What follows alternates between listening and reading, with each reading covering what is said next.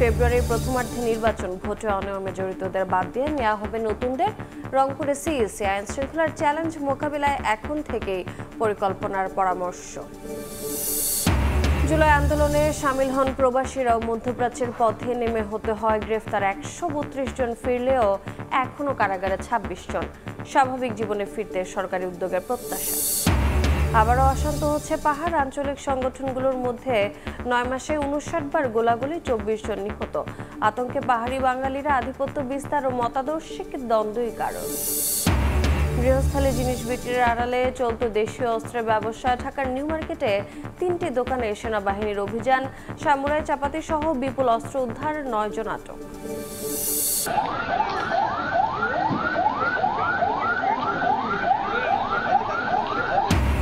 কারখানার আগুন ছড়ায় 25টি দোকানের ফায়ার সার্ভিস ও সেনাবাহিনীর 3 ঘন্টার চেষ্টায় নিয়ন্ত্রণে। নোয়াখালীর সেবারহাট বাজারের অগ্নিকাণ্ডে শত কোটি টাকার ক্ষতির দাবি।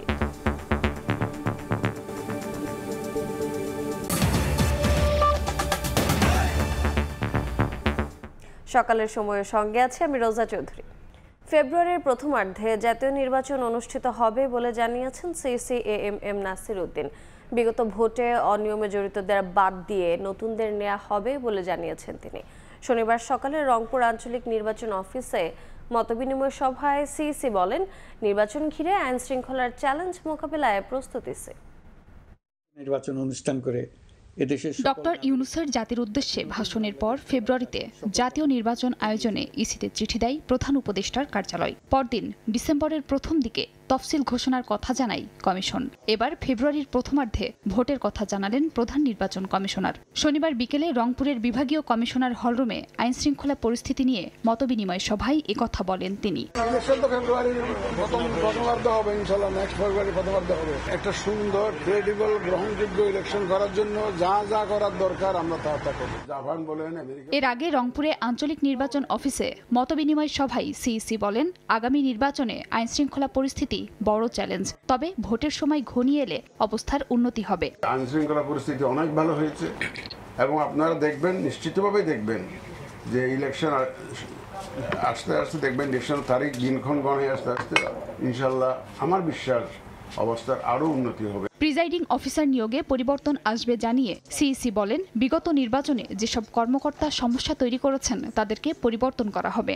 এই ধরনের সাথে জড়িত ছিল তাদেরকে যথাসম্ভব ব্যবহার না করার বিষয়টি আমরা চিন্তা করছি। আমি তো মানুষ তো ইনপুট করতে পারবো না, ওই লোকগুলাকে এদিক ওদিক করে আমাদের করতে হবে। আগামী নির্বাচনে কমিশন কারো পক্ষে বা বিপক্ষে নয়, 18 কোটি মানুষের হয়ে কাজ করবে বলেও জানান সিইসি। যতক্ষণ পর্যন্ত আমার অন্তত সেন্স আছে, হুঁশ আছে, অন্তত এতক্ষণ পর্যন্ত আমি কোনো কারো পক্ষে টক্কে নেই। খাদিজা স্বপ্না, সময় সংবাদ। জুলাই আন্দোলনে গুরুত্বপূর্ণ অবদান ছিল প্রবাসীদের। তাদের রেমিটেন্স শাটডাউনের মতো গুরুত্বপূর্ণ কর্মসূচি সে সময় চাপে ফেলে ফ্যাসিস্ট সরকারকে। মধ্যপ্রাচ্যের রাজপথে প্রতিবাদ জানাতে গিয়ে গ্রেফতার হয়ে সহ্য করতে হয় অমানবিক নির্যাতন। 1 বছর পার হলেও সংযুক্ত আরব আমিরাতের কারাগারে এখনও বন্দী 26 জন বাংলাদেশি। ফিরে আসা প্রবাসীদের অভিযোগ, বারবার যোগাযোগ করা হলেও বন্দীদের ফেরাতে সংশ্লিষ্ট মন্ত্রণালয়গুলো নেয়নি যথাযথ উদ্যোগ। মিজানুর রহমান মিন্টু ও শেখ নুরুল ইসলামের ক্যামেরায় বিস্তারিত জানাচ্ছেন জুমন সাদিক জাভলিন। জুলাইয়ের মাঝামাঝিতে নির্বিচার গুলিতে ঝরা ছাত্র জনতার রক্তের উত্তাপ ছাড়িয়ে যায় দেশের সীমারেখা। গণ অভ্যুত্থানে রূপ নিতে থাকা আন্দোলনে সামিল হন প্রবাসীরাও। তৎকালীন শেখ হাসিনা সরকারের জন্য বড় ধাক্কা হয়ে আসে প্রবাসীদের রেমিটেন্স শাটডাউন। দেশপ্রেম আর বিবেকের তাড়নায় 24 জুলাইয়ে সংযুক্ত আরব আমিরাতের রাজপথে নামেন ইয়াসিন, জাহাঙ্গীর, মিজানের মতো তরুণ প্রবাসীরা, যার ফলশ্রুতিতে পুলিশের মামলায় গ্রেফতারের পর সহ্য করতে হয় অমানবিক নির্যাতন, হারাতে হয় সাজানো গোছানো জীবন। মন্ত্রীরা হাত জোর করে রেমিটেন্স পাঠানোর আহ্বান জানিয়েছিলেন, তারপরেও কিন্তু আমরা রেমিটেন্স পাঠাই না। কয়েকটা স্টেটে কিন্তু 19 জুলাই শুক্রবার একই সাথে কিন্তু আমরা এক একটা স্টেটে এক একজন নেমে গিয়েছি। আলাইন স্টেট যেটা, এটাতে কিন্তু আমি আন্দোলন করি না, সবাই আমার অপেক্ষায় আছে। ওইখানে গিয়ে আমি বক্তব্য দিয়েছিলাম। সাথে সাথে ওইখানকার আওয়ামী লীগ দোসর ছিল, উনি দেখছে, দেখার পরে উনি 999 ফোন দিয়েছে। ফোন দেওয়ার পরে 8-10টা পুলিশের গাড়ি এসে আমাদেরকে ঘেরাও করে পেলাম। আমার হাজবেন্ডকে কারেন্টে শক দেওয়া হয়, উল্টো লটকায়, ওনাকে ঝুলন্ত অবস্থায় ওনাকে মারধর করা হয়। ওনার বাবা অসুস্থ, মা স্ট্রোক করছে, ওনার মা এখনো পর্যন্ত অসুস্থ। রিসেন্টলি আমিও অসুস্থ হয়ে গেছি, আমি দুইবার স্ট্রোক করছি। 5 আগস্ট স্বৈরাচারী সরকার পতনের পর অন্তর্বর্তী সরকারের প্রধান উপদেষ্টার সরাসরি হস্তক্ষেপে 27 সেপ্টেম্বর 57 প্রবাসীকে ফিরিয়ে আনা হয় দেশে। এরপর কয়েক ধাপে আরও 132 জন ফিরে আসেন। তবে এখনও কারাভোগ করছেন 26 জন। মামলাও চলমান। প্রবাসী কল্যাণ, পররাষ্ট্র আর স্বরাষ্ট্র মন্ত্রণালয়ে বারবার যোগাযোগ করলেও নেওয়া হয়নি কোনো দৃশ্যমান পদক্ষেপ। আমরা তো সব মিনিস্ট্রিতে ঘুরতেছি, একাধিকবার স্মারকলিপি দেওয়া, এই করা সেই করা, মিটিং করা, যেহেতু কোনো ফলাফল হচ্ছে না, যাতে ডক্টর মোহাম্মদ ইউনূস স্যার ওনার ব্যক্তিগত প্রচেষ্টাই হচ্ছে যে 26 জন ভাইকে মুক্ত করে আনেন, সেই সাথে যাতে এই মামলাটি ওই দেশে বন্ধ করে দেন। হাত জোর করে বলি যে আমাদের ভাইদেরকে যেন অতি তাড়াতাড়ি দেশে ফিরিয়ে আনে, তাদের পরিবারের কাছে যেন ফিরিয়ে দেয়। অনিশ্চিত নিয়তিকে উপেক্ষা করে যারা ঝুঁকি নিয়ে সেদিন আন্দোলনে নেমেছিলেন, তাদের আক্ষেপ আছে স্বীকৃতি নিয়েও। প্রত্যাশা, অন্তত স্বাভাবিক জীবনে ফিরতে প্রয়োজনীয় উদ্যোগ নেবে অন্তর্বর্তী সরকার। আজকে সরকার পতন না হলে ভাই আমাদের জেলে পচে মরতে হতো। তা আমাদের স্বীকৃতিটা কোন ক্যাটাগরিতে যাবে? এতে যাবে, বিতে যাবে, না সিতে যাবে? কোনোটাতেই যাই নাই। আমরা শুধু একটা সম্মাননা সনদ পেয়েছি। আমার ক্যারিয়ার ধ্বংস। বিশেষজ্ঞরা বলছেন 71-এর মুক্তিযুদ্ধ থেকে 24-এর গণ অভ্যুত্থান প্রবাসীদের অবদানের ন্যূনতম প্রতিদান দিতে ব্যর্থ বিভিন্ন সময় ক্ষমতায় থাকা সরকার। যারা বছরে $30 বিলিয়ন পাঠায়, যারা এই রাষ্ট্রের অর্থনীতির ভিত্তি, 71-এর মুক্তিযুদ্ধ বলেন বা সর্বশেষ জুলাই আন্দোলন বলেন, সবসময় যে প্রবাসীরা দেশের জন্য ভূমিকা রাখার চেষ্টা করেছে, সেই প্রবাসীদের কিন্তু আমরা যথাযথ মর্যাদা পরের কথা, ন্যূনতম যে সম্মান সেটাও কিন্তু আমরা দিতে পারিনি। 2 আগস্ট প্রবাসী কল্যাণ মন্ত্রণালয় থেকে জুলাই আন্দোলনে ভূমিকা রাখা প্রবাসীদের জুলাই রেমিটেন্স যোদ্ধার সম্মাননা সনদ দিলেও আর্থিক অনুদান বা সহায়তা পাননি কেউ। জুম্মান সাদিক, জ্যাভলিন, সময় সংবাদ, ঢাকা। আবারও অশান্ত হচ্ছে পাহাড়, প্রায় ঘুরছে আঞ্চলিক সংগঠনগুলোর মধ্যে গোলাগুলির ঘটনা। পরিসংখ্যান বলছে পার্বত্য চট্টগ্রামের বিভিন্ন দল উপদলের সংঘর্ষে 9 মাসে প্রাণ হারিয়েছেন 24 জন। আইনশৃঙ্খলা বাহিনী বলছে আধিপত্য বিস্তার, আর্থিক নিয়ন্ত্রণ আর মতাদর্শিক দ্বন্দ্ব থেকে নিজেদের মধ্যে সংঘাতে জড়াচ্ছে আঞ্চলিক সংগঠনগুলো। তবে কিছু কিছু ক্ষেত্রে তৎপরতা বাড়লেও সম্মিলিত পদক্ষেপের মাধ্যমে নিয়ন্ত্রণে রাখা হচ্ছে পাহাড়ের পরিস্থিতি। রাঙ্গামাটি থেকে ফিরে উমর ফারুকের ছবিতে ফারুক ভূঁইয়ার রবিনের রিপোর্ট।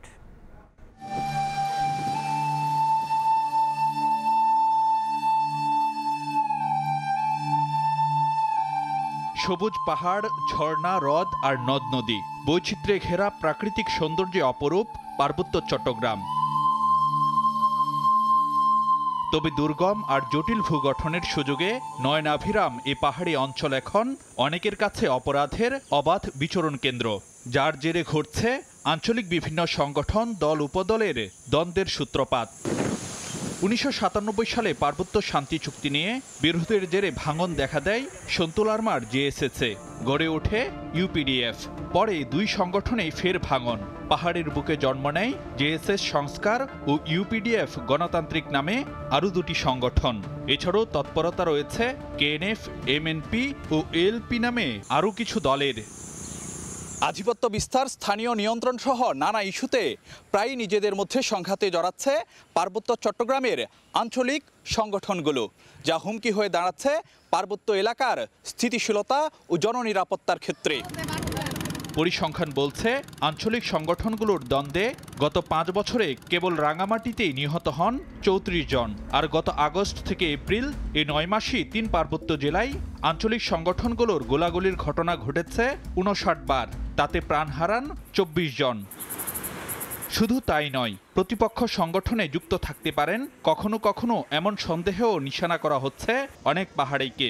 এমনই এক ঘটনার কথা জানাচ্ছিলেন কিছুদিন আগে গুলিতে আহত পাহাড়ের এই বাসিন্দা। তারা ডাকছিল কয়েকবার, আমি গেছিলাম না, আমি কারো কাজ করি না যাই কারণে আমার মারি চলে গেছে। সংঘাতময় পরিস্থিতি আতঙ্ক ছড়াচ্ছে পাহাড়ি বাঙালি উভয়ের মধ্যেই। তো ভাগ ভাগ হয়ে গিয়ে ওরা এখন নিজের একটা আধিপত্য বিস্তার করার জন্য এক দলকে আরেক দল নির্মূল করার চেষ্টা করছে। যখন ওরা মারামারি করে তখন কিন্তু আমাদের উপর একটা প্রভাব পড়েছে। একদল এসে বললো যে তোমরা ওদের পক্ষ, আরেকদল এসে বললো যে তোমরা ওদের পক্ষ। এটা নিয়ে আমাদের সমস্যা হয়ে আমরা বেকায়দায় পড়ে যাই। আঞ্চলিক সংগঠন যেগুলো আছে এদের বা দ্বন্দ্ব বা এদের সমস্যার কারণে বা দেখা যাচ্ছে সুযোগ সুবিধা অনেক, এগুলো থেকে বা অনেক সময় বঞ্চিত হয়। ওইখানে 2 গ্রুপ আছে, তো টাকা মিলে না দেখে দ্বন্দ্ব হয়। আঞ্চলিক সংগঠনগুলোর এসব সংঘাতের নেপথ্যে কি কারণ?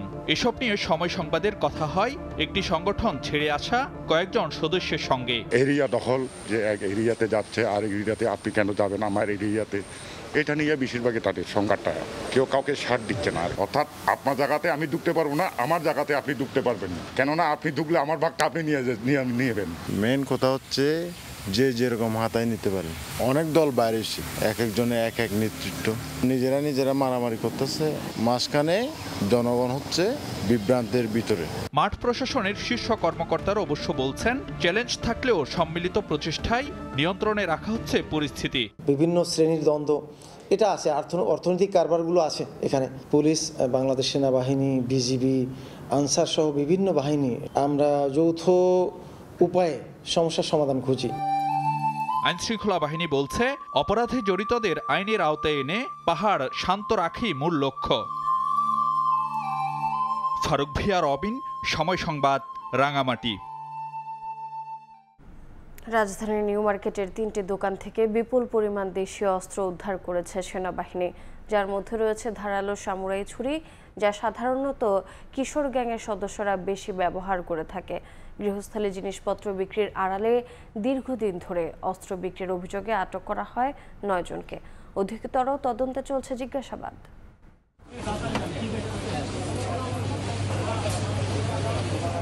রাজধানীর নিউ মার্কেটে গৃহস্থালী জিনিসপত্র বিক্রির আড়ালে চলে রমরমা অস্ত্র ব্যবসা। গোপন সংবাদের ভিত্তিতে অভিযানে নামে বাংলাদেশ সেনাবাহিনী। জব্দ করা হয় 1000-এর বেশি দেশীয় অস্ত্র। শনিবার রাত 11টায় মোহাম্মদপুর ক্যাম্পে সেনাবাহিনী আয়োজিত এক সংবাদ সম্মেলনে এই তথ্য নিশ্চিত করেন ইস্ট বেঙ্গল রেজিমেন্ট 23-এর অধিনায়ক লেফটেন্যান্ট কর্নেল নাজিম আহমেদ। সেনাবাহিনীর পক্ষ থেকে জানানো হয়, দীর্ঘদিন ধরে ঢাকার বিভিন্ন জায়গায় কিশোর গ্যাংয়ের শোডাউনে দেশীয় অস্ত্রের ব্যাপক প্রদর্শন দেখা যায়। তার সূত্র ধরে অস্ত্র বিক্রয় কেন্দ্রের সন্ধানে নামে সেনাবাহিনী। নিউ মার্কেটের 3টি দোকানে অভিযান চালিয়ে উদ্ধার করা হয় 1000-এর বেশি দেশীয় অস্ত্র। গত কয়েকদিন ধরে আমাদের বিভিন্ন গোয়েন্দার মাঠকর্মীরা নিজেরা বিভিন্ন জায়গায় গিয়ে রেকি করে এবং কনফার্ম হয় যে এই স্থানগুলোতে এই ধারালো অস্ত্রগুলো পাওয়া যাবে। অতঃপর আমরা আজকে নিউ মার্কেটে গিয়ে 3 থেকে 4টি দোকানের মধ্যে তল্লাশি চালিয়ে আমরা এই ধারালো অস্ত্রগুলো উদ্ধার করতে সক্ষম হই। ব্যবসায়ীদের সঙ্গে দুষ্কৃতিকারীদের কোনো যোগসাজশ আছে কিনা তা নিশ্চিতে আরও তদন্ত অব্যাহত রেখেছে বলেও সংবাদ সম্মেলনে জানানো হয়। যারা কার্যক্রম করছে তারা গ্রেপ্তার হচ্ছে আমাদের কাছে, ওনারা শুধু সাপ্লাই দিচ্ছেন। এখন ওনাদের সাথে এটার সম্পর্কটা কি, এটা আমাদেরকে আরেকটু চিন্তা করে ইনভেস্টিগেট করে বের করতে হবে। 2 দিন ব্যাপী চলা অভিযানে 9 জন দোকানিকে আটক করেছে সেনাবাহিনী। শাহিন আলম, সময় সংবাদ, ঢাকা। সকালের সময় আরও থাকছে। বৃষ্টি হলে বাড়িঘর থেকে বেরোতে পারি না, পানিও চলাফেরা করতে করতে আমরা হাত পায়ে ঘা হয়ে গেছে। সামান্য বৃষ্টিতে তলিয়ে যায় রাস্তাঘাট, বাড়িঘর। কোথাও বছরের 6 মাসেও নামে না পানি। জামালপুর পৌরসভার 4টি ওয়ার্ডের 5 শতাধিক বাড়িবন্দী মানুষের মানবেতর জীবন। বাগের অন্যতম বাণিজ্যিক কেন্দ্র সেবারহাট বাজারে ভয়াবহ অগ্নিকাণ্ডে কয়েকটি কারখানা সহ 25টিরও বেশি দোকান পুড়ে গেছে। ফায়ার সার্ভিসের 5টি ইউনিট, সেনাবাহিনী ও স্থানীয়দের সহযোগিতায় প্রায় 3 ঘন্টার চেষ্টায় নিয়ন্ত্রণে আসে আগুন। ব্যবসায়ীদের দাবি, আগুনে প্রায় 100 কোটি টাকার বেশি ক্ষয়ক্ষতি হয়েছে। জুলহাস তালুকদারের ক্যামেরায় আতিয়ার সজলের রিপোর্ট।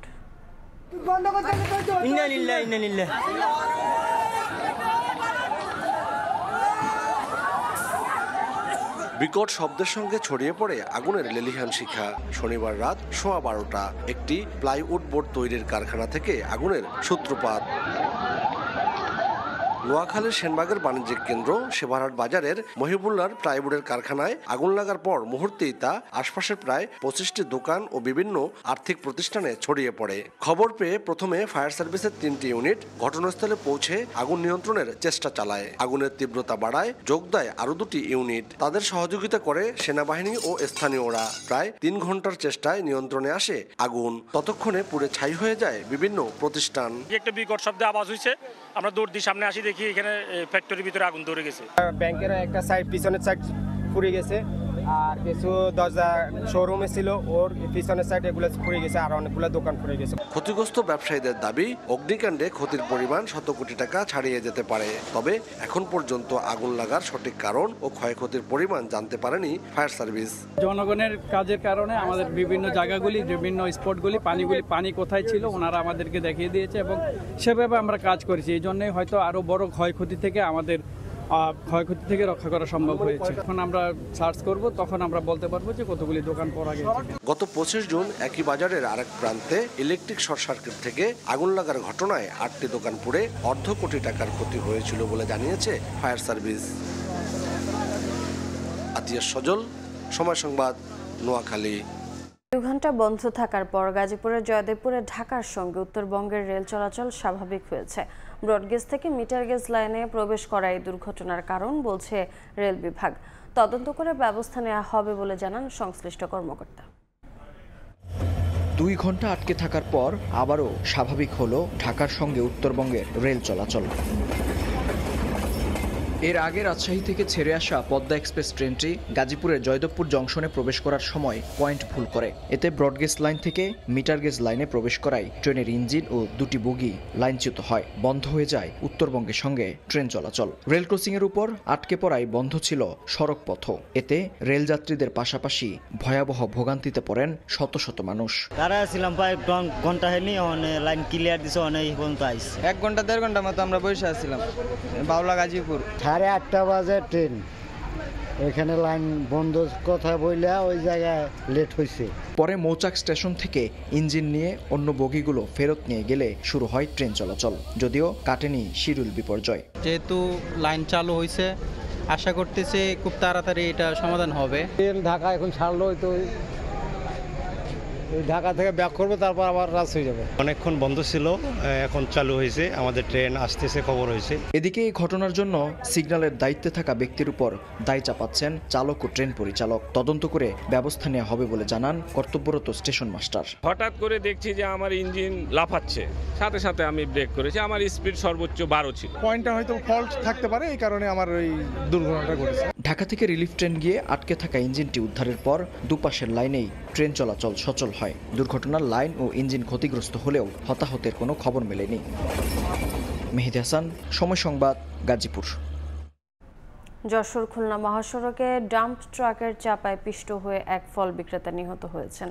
প্রত্যক্ষদর্শীরা জানান, শনিবার রাত 11:30টার দিকে শাহ মামুনের বালুর ডিপোর এক হেলপার একটি ডাম্প ট্রাক নিয়ে বেপরোয়া গতিতে যশোর থেকে নোয়াপাড়া যাচ্ছিলেন। ট্রাকটি মহাসড়কের হাটবিলা নামক স্থানে পৌঁছালে এর হেডলাইট নষ্ট থাকায় অন্ধকারে ফল বিক্রেতা শুকুর আলীর ভ্যানে ধাক্কা দেয়। এতে ভ্যানটি চাকার নিচে পিষ্ট হয়ে দুমড়ে মুচড়ে গিয়ে ঘটনাস্থলেই মৃত্যু হয় তার। এ সময় স্থানীয়রা ধাওয়া করে ট্রাকটি আটক করলেও পালিয়ে যায় চালক ও হেলপার।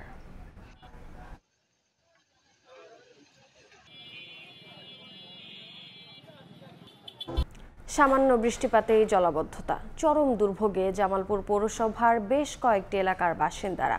বছরের অন্তত 6 মাস তাদের নিত্যসঙ্গী হয় দুর্গন্ধযুক্ত ময়লা পানি। পৌর কর্তৃপক্ষের কাছে একাধিকবার প্রতিকার চেয়ে আবেদন করেও মিলছে না কোনো সমাধান। তবে পৌর প্রশাসকের আশ্বাস, দ্রুত পানি নিষ্কাশনের ব্যবস্থা নেওয়া হবে। জাহাঙ্গীর আলমের তথ্য ও আবুল কালাম আজাদের তোলা ছবি নিয়ে রিপোর্ট। বাসাবাড়ির চারিদিকে থই থই পানি, তার মধ্যেই বসবাস। হাঁটু জল মারিয়ে প্রয়োজনীয় কাজে বের হতে গিয়ে বাসিন্দাদের চরম ভোগান্তি। জামালপুর পৌরসভার কাচারিপাড়া, ফকিরবাড়ি, মুসলিমাবাদ, ছনকান্দা, পূর্ব ডাকপাড়া এলাকাসহ 4টি ওয়ার্ডের 5 শতাধিক মানুষ পানিবন্দী অবস্থায় মানবেতর জীবনযাপন করছেন। তারা বলছেন, সামান্য বৃষ্টিতেই রাস্তাঘাট ও বাড়িঘর তলিয়ে যায়, কোথাও বছরের 6 মাসেও নামে না পানি। বৃষ্টি হলে বাড়িঘর থেকে বেরোতে পারি না। 3.5 মাস যাবতে পানির মধ্যে চলাফেরা করতেছি।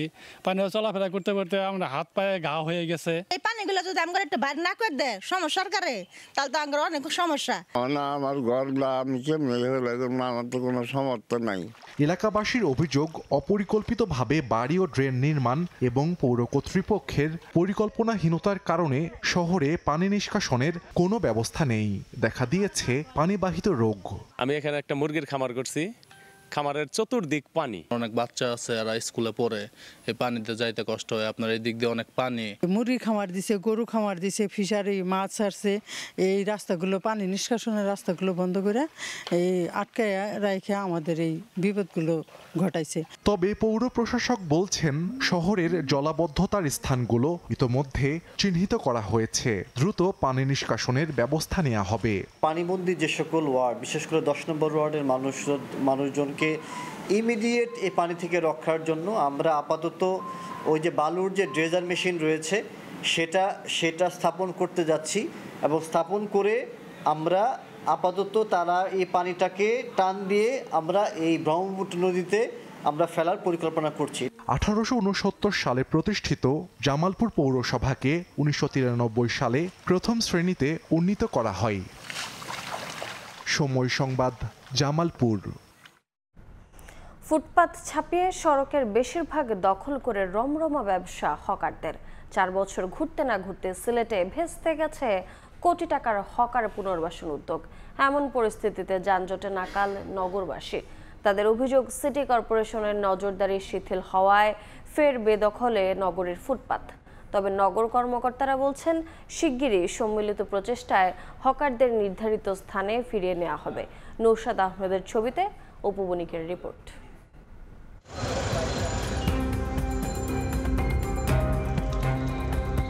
ব্যাপক আয়োজন আর ঢাকঢোল পিটিয়ে হকারদের পুনর্বাসনের উদ্যোগ নেয় সিলেট সিটি কর্পোরেশন ও সিলেট মেট্রোপলিটন পুলিশ। 2020 সালের শেষের দিকে নগর ভবনের পেছনের লালদিঘির পার মাঠে প্রায় কোটি টাকা ব্যয়ে 4.5 একর জায়গার উপর মাটি ভরাট, ইটের সলিং, শৌচাগার ও বিদ্যুতের ব্যবস্থা করে সিটি কর্পোরেশন।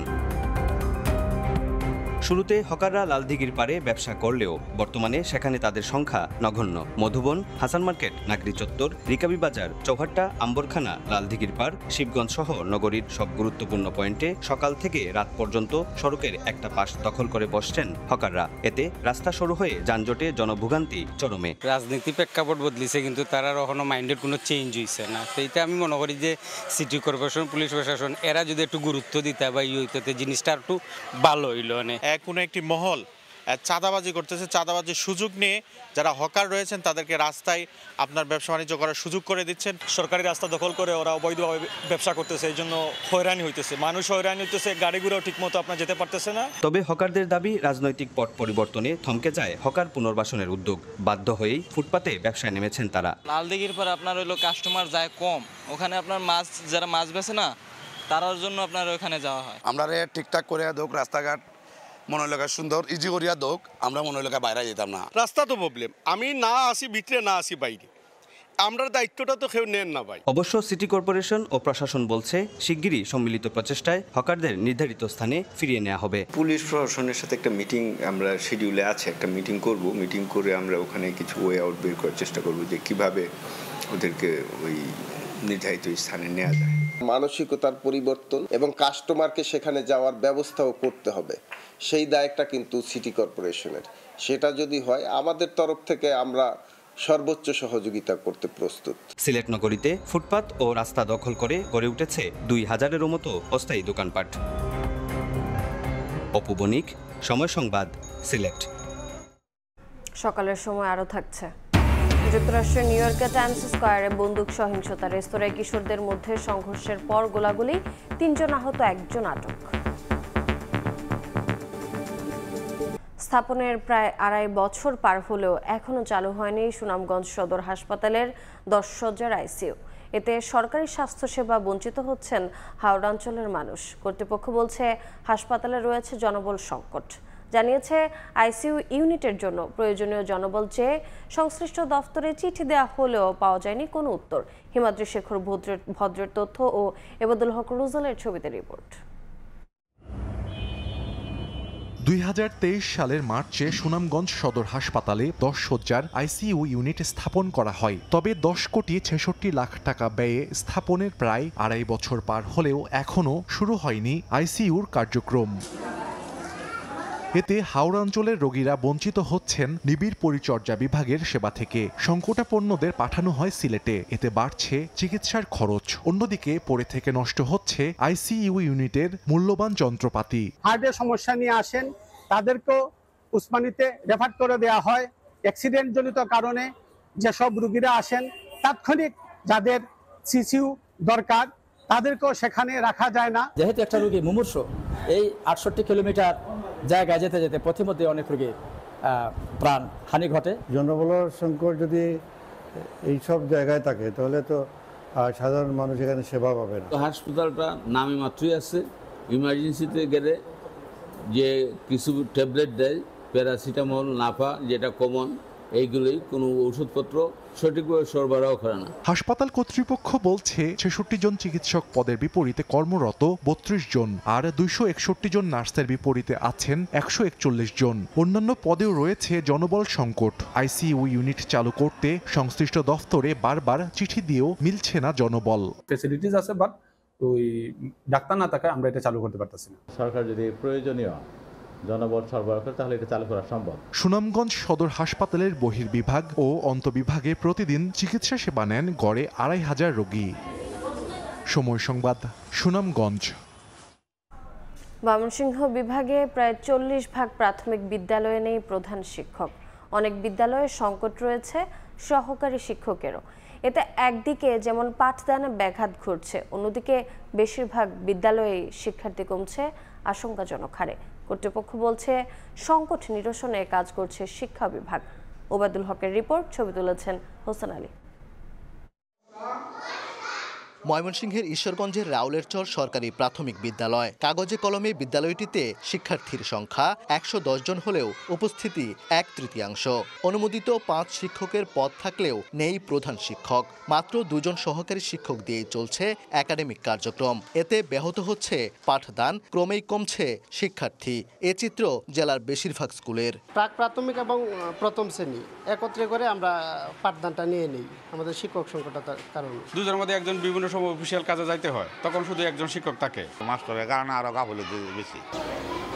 ময়মনসিংহের মতো শিক্ষক সংকটে বিভাগের অন্য 3 জেলা জামালপুর, শেরপুর ও নেত্রকোনার সরকারি প্রাথমিক বিদ্যালয়গুলোতেও। 4 জেলায় 5358টি সরকারি প্রাথমিক বিদ্যালয়ের মধ্যে 2075টিতে নেই প্রধান শিক্ষক। এছাড়া 29002টি সহকারী শিক্ষকের পদ অনুমোদিত থাকলেও 1584টি পদ শূন্য হয়ে আছে।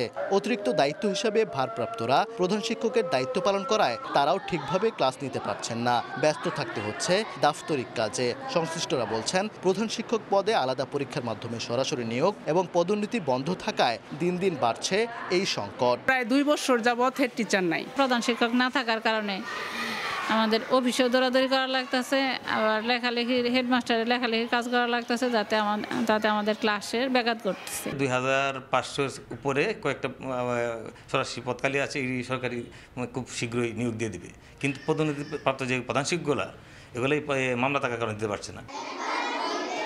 কর্মকর্তারা বলছেন প্রধান ও সহকারী শিক্ষক সংকট নিরসনে কাজ করছে শিক্ষা বিভাগ। শিগগিরই সমাধানের আশা তাদের। শিগগিরই হয়তো এই শিক্ষক নিয়োগ প্রক্রিয়া শুরু হবে। আমাদের সহকারী শিক্ষকও নিয়োগ হবে, প্রধান শিক্ষকও নিয়োগ হবে। যদি আমরা নিয়োগটা দিতে পারি, হয়ে যায়, তাহলে আমাদের যে শিক্ষার পরিবেশ, পাঠদান ব্যাহত হবে না।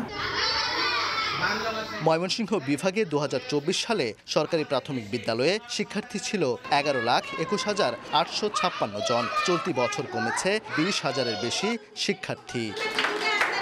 ওবায়দুল হক, সময় সংবাদ, ময়মনসিংহ। প্রতিষ্ঠার 7 বছরেও নিজস্ব ক্যাম্পাস নির্মাণ হয়নি নেত্রকোনা বিশ্ববিদ্যালয়ের। কারিগরি প্রশিক্ষণ কেন্দ্রের অস্থায়ী ক্যাম্পাসেই চলছে পাঠদান। শুরু থেকেই নানা অনিয়ম ও দুর্নীতির অভিযোগে আটকে আছে একাডেমিক ভবন সহ অবকাঠামো নির্মাণ কাজ।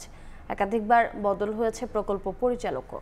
তবে সংকট কাটিয়ে নতুন ব্যাচের পদযাত্রা বিশ্ববিদ্যালয় ক্যাম্পাসে করার আশা কর্তৃপক্ষের। আলপনা বেগমের তথ্য ও আবু সুফিয়ানের তোলা ছবিতে রিপোর্ট।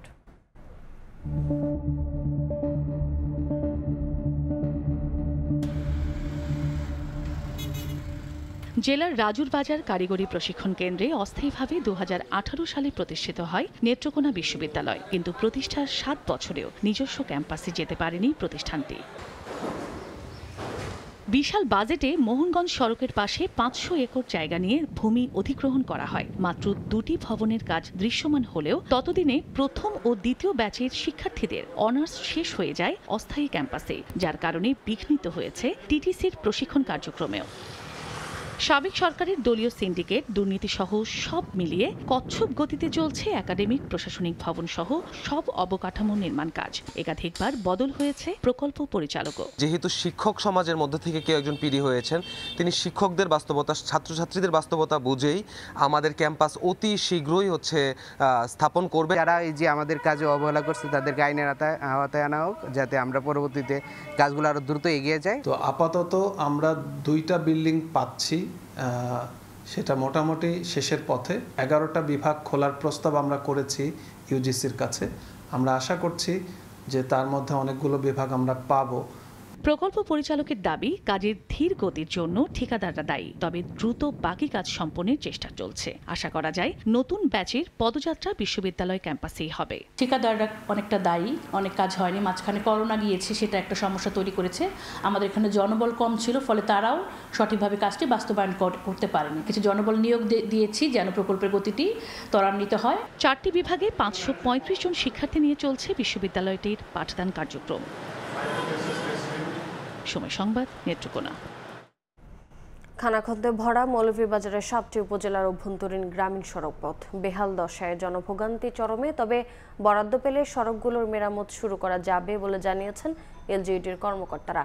শাহ ওলিদুর রহমানের পাঠানো তথ্য ও মোহাম্মদ ইয়ারুব আহমদের তোলা ছবিতে রিপোর্ট। বড় বড় গর্ত, জমে আছে পানি। অনেকটা বাধ্য হয়েই সড়কের এমন বিহাল দশা পেরিয়েই গন্তব্যে যেতে হচ্ছে যাত্রী ও চালকদের। স্থানীয়রা জানান 2024 সালের 4 দফা বন্যায় এলজিডির আওতাভুক্ত মৌলভীবাজারের সবকটি উপজেলার গ্রামীণ সড়কের বিভিন্ন পর্যায়ে 437 কিলোমিটার ক্ষতিগ্রস্ত হয়। সড়কগুলো ঠিক করার আগেই চলতি বছরের টানা ভারী বর্ষণ ও উজানের পাহাড়ি ঢলে অবকাঠামো একদমই ভেঙে পড়ে। এতে দুর্ভোগে পড়েন স্থানীয়রা। ভাঙা রাস্তাঘাটের কারণে প্রভাব পড়েছে ব্যবসা বাণিজ্যেও। হাটবাজারে লোকের উপস্থিতি কমে যাওয়ায় লোকসানে দোকানিরা। খুবই দুর্ভোগের মধ্যে আছে। এই দুর্ভোগ অবর্ণনীয়, এটা শুধু আমরাই বলতে পারবো। এখানে পণ্য পরিবহনের গাড়িগুলো আসতে চায় না, আমরা মাল প্রোডাক্ট আনতে পারতেছি না। আমরা অবস্থাটা খুব বেশি খারাপ। আটুমা গাড়া এখন জায়গা আমরা গাড়ি চালাইতে গিয়ে বড় পরিশ্রম। আমরা ডিসি সাহেবের কাছে বিনীত অনুরোধ জানাচ্ছি যে আমাদের রাস্তাটা দ্রুত কাজ করার জন্য। এই অবস্থায় বরাদ্দ পেলে সংস্কার কাজ শুরু করার আশ্বাস দেন এলজিডির স্থানীয় কর্মকর্তা। 2025 সালে আমাদের যে প্রোগ্রাম, নতুন মেরামতের যে প্রোগ্রাম আছে, এই অতিবৃষ্টিতে যে রাস্তাগুলো ক্ষতিগ্রস্ত হয়েছে এইগুলো আমরা 2025 সালের প্রোগ্রামে প্রায়োরিটি বেসিসে আমরা মেরামত করব। 2024 এবং চলতি বছরের বন্যায় গ্রামীণ সড়কের ক্ষতি হয়েছে অন্তত প্রায় 1000 কোটি টাকার উপরে। সময় সংবাদ, মৌলভীবাজার। গত বছরের খরা ও বন্যার ক্ষতি পৌঁছাতে মৌসুমের শুরুতেই মৌলভীবাজারের সবকটি হাওর পাড়ে ব্যাপকভাবে রোপা আমন চাষাবাদ চলছে। বেশি আবাদের লক্ষ্যে কৃষকদের বিনামূল্যে সার ও নতুন জাতের বীজ ধান বিতরণ করছে কৃষি বিভাগ। বৈরী আবহাওয়ার সম্মুখীন না হলে এবার ভালো ফলনের আশা কৃষকদের। শাহ ওলিদুর রহমানের পাঠানো তথ্য ও মোহাম্মদ ইয়ারুব আহমদের ছবিতে রিপোর্ট।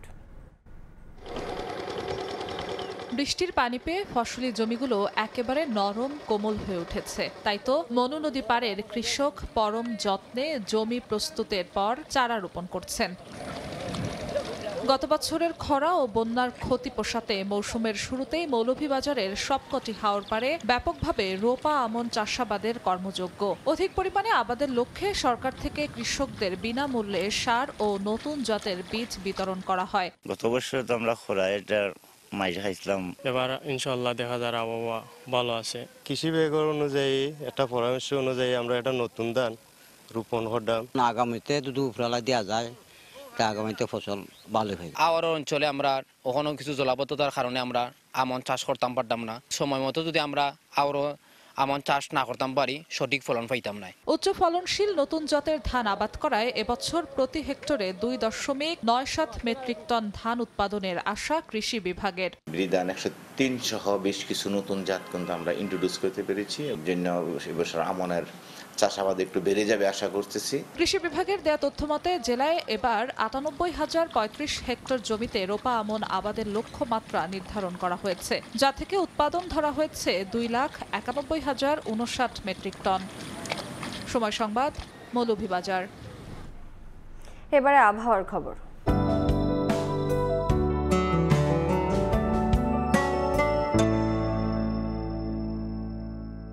দেখে নেব আজকের বাতাসের মানসূচক। বায়ুমান বিষয়ক সংস্থা আইকিউএর সূচক অনুযায়ী বাংলাদেশে এখনকার বাতাসের মান: ঢাকা বিভাগের বায়ুর মান 36, এটি ভালো, বাতাসের আর্দ্রতা 88%।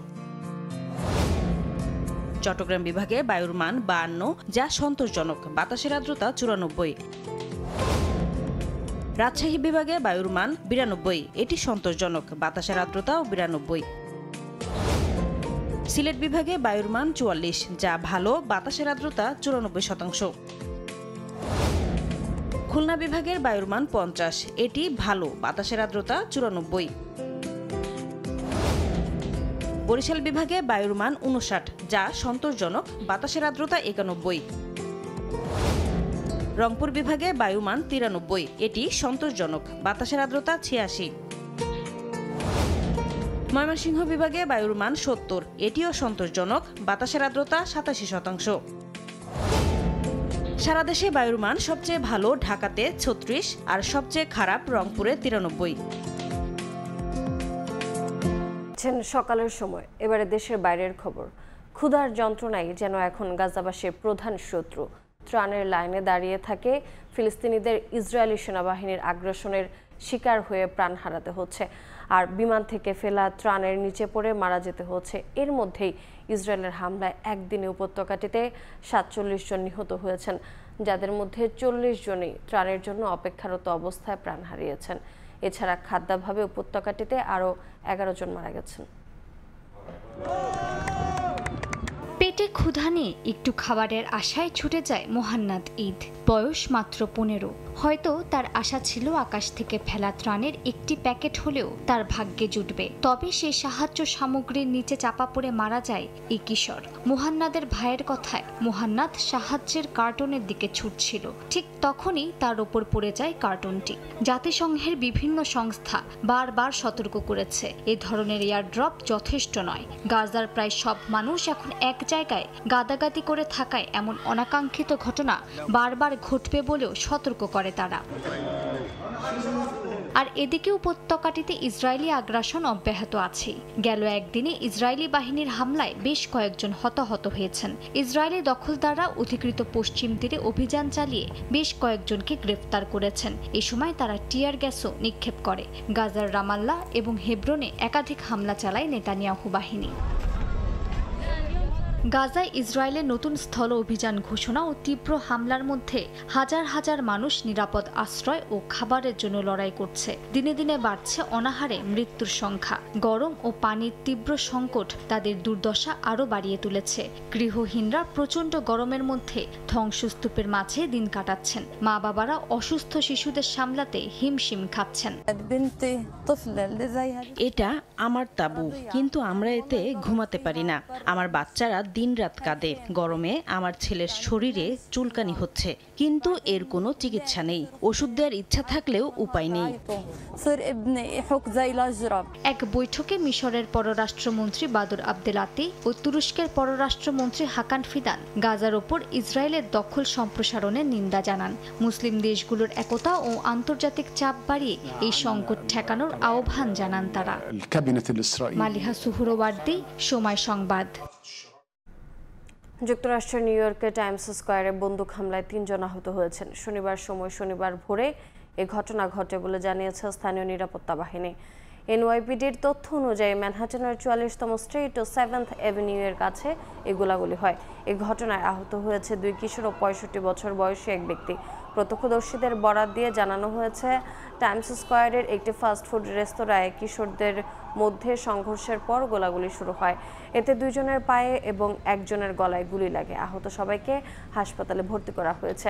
হামলার পর 17 বছর বয়সী এক সন্দেহভাজন কিশোরকে আটক করেছে পুলিশ। দেখছেন সকালের সময়। এবারে খেলার খবর। এশিয়া কাপ ও নেদারল্যান্ডস সিরিজ সামনে রেখে ফিটনেস টেস্ট দিয়েছেন প্রাথমিক স্কোয়াডে থাকা ক্রিকেটাররা। জাতীয় স্টেডিয়ামে সকাল 7টায় ট্রেনার নাথান ক্যালির অধীনে শুরু হয় এই ফিটনেস টেস্ট। প্রথমে ওয়ার্ম আপ স্ট্রেচিং শেষে 50 মিটারে স্প্রিন্ট করেন ক্রিকেটাররা। এরপর শুরু হয় মূল পরীক্ষা। 6 মিনিট 40 সেকেন্ডে 1600 মিটার রানিং করতে হয়েছে শান্ত মিরাজদের। এর আগে মিরপুরে 2 দিন ফিটনেস ট্রেনিং করেছেন ক্রিকেটাররা। ছুটি শেষ হলেও এদিন ফিটনেস টেস্টে যোগ দেননি টি-20 অধিনায়ক লিটন দাস। আর এ দলের সফরে অস্ট্রেলিয়ায় আছেন নুরুল হাসান সহ প্রাথমিক স্কোয়াডের 5 ক্রিকেটার। এরপর আগামী 15 আগস্ট নতুন পাওয়ার হিটিং কোচ জুলিয়ান উডের অধীনে শুরু হবে স্কিল ট্রেনিং।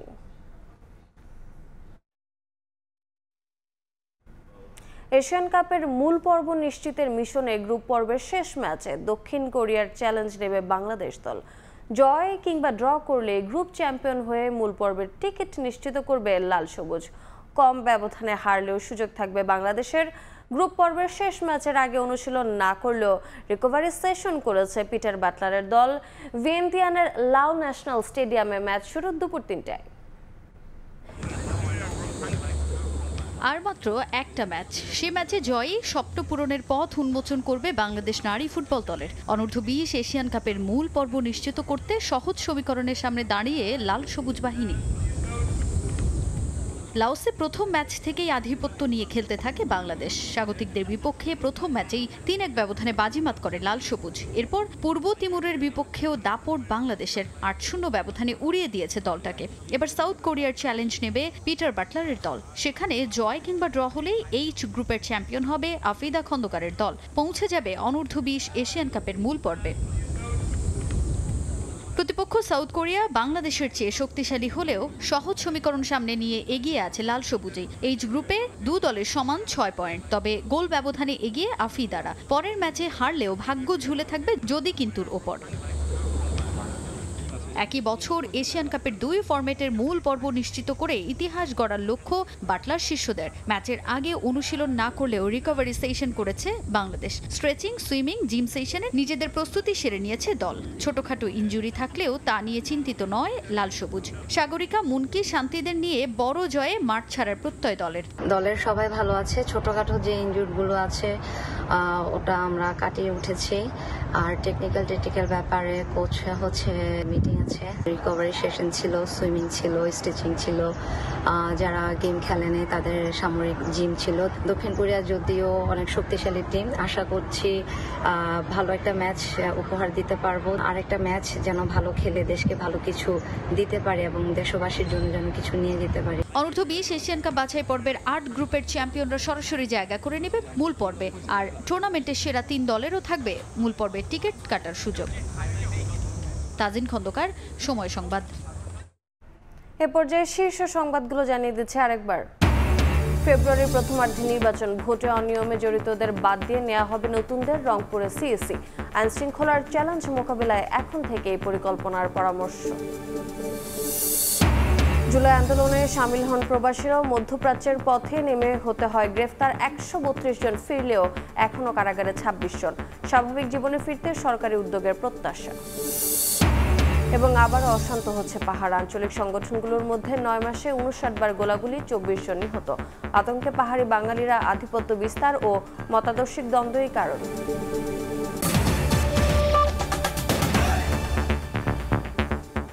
এই ছিল সকালের সময়। সঙ্গে থাকুন সময়ের।